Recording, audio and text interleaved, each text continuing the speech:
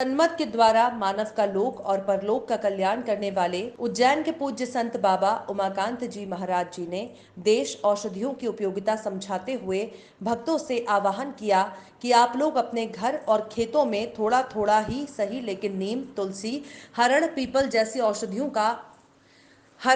जैसी औषधियों को उगाओ। महाराज जी ने बताया कि आगे ऐसी ऐसी बीमारियां आ रही हैं जिसमें ये अंग्रेजी दवाएं फेल हो जाएंगी, तब ये देसी दवा काम आएगी, इसलिए आप इन्हें उगाओ।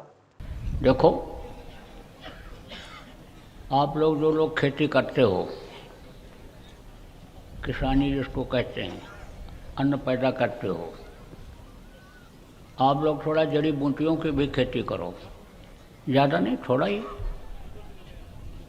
आप शहरों में जो लोग रहते हो, गमले में ही तुलसी का पौधा लगा लो। नहीं मिलता है, नीम का ही पौधा लगा लो।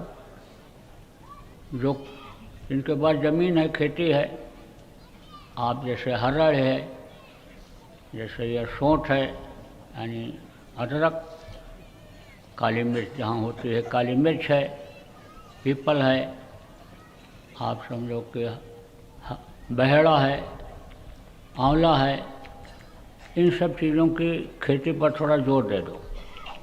थोड़ा थोड़ा ही लगाओ, आगे चल कर के इनकी ज़रूरत पड़ेगी। जल्दी ये मौके पर मिलेगा नहीं। जहाँ ये अंग्रेजी दवाएं फेल होंगी, वहाँ पर यह दवा काम करेगी। आपको भी नहीं मालूम है, अभी बीमारियाँ और बढ़ेंगी, तबाही अभी और बढ़ेगी, तो आगे चल कर के इसकी ज़रूरत पड़ेगी। जड़ी बूटियाँ ही पहले थी, उसी से इलाज होता था। अब उसी को भून करके, उसी को जला करके, उसी का रस निकाल करके ये दवाइयाँ बनाने लग गए। वही लहसुन जब आप खाओगे तो पूरे तत्व मिलेंगे शरीर को, और उसी का ये यानी कैप्सूल बना देते हैं, जिसको गार्लिक कैप्सूल कहते हैं। वो आप खाते हो, पैसा भी देते हो और उसको खाते हो, लेकिन पूरा तत्व उसमें नहीं मिलता है। ऐसे ही नीम के पत्ते तोड़ करके खा लो, उसका अलग असर है। और नीम को भून करके कैप्सूल में भर के जब पाउडर उसका देते हैं, तो कहते हो ये कैप्सूल है, ज़्यादा फायदा करेगा। पैसा भी देते हो, तो फायदा भी कम मिलता है इसकी अपेक्षा, तो आगे चल के ज़रूरत पड़ेगी। शोध होगा, और शोध में ये आपको बताया जाएगा कि इस दवा को इस तरह से लो। आगे अगर ऐसी कोई बात आती है तो वैसे तो संयम और नियम का पालन करोगे तो दूर रहोगे, लेकिन जब इधर उधर गबर गबर खाते रहोगे, बाजार की चीज़ों से जीव को चटोरा बनाते रहोगे, तो विकार तो आएगा ही।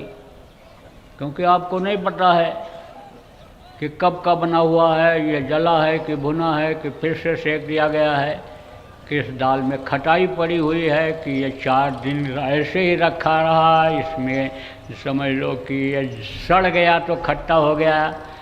जब लहसुन प्याज जीरा डाल करके घी में और डाल देते हैं, उसमें छौंका लगा देते हैं, बघार देते हैं, तो पता चलता है। तब तो कहते हो खटाई वाली दाल है, चलो इस होटल में बहुत बढ़िया मिलती है, खाया हमें, तो उसका क्या असर होगा।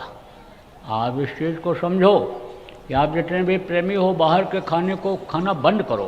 बाहर की चीज़ों को घर में बनाओ, ताज़ा ताज़ा खाओ, बना के दफ्तर में ले जाओ, दुकान पर ले जाओ घर का, और वहाँ पर खाओ, तो तकलीफ़ों से बचोगे।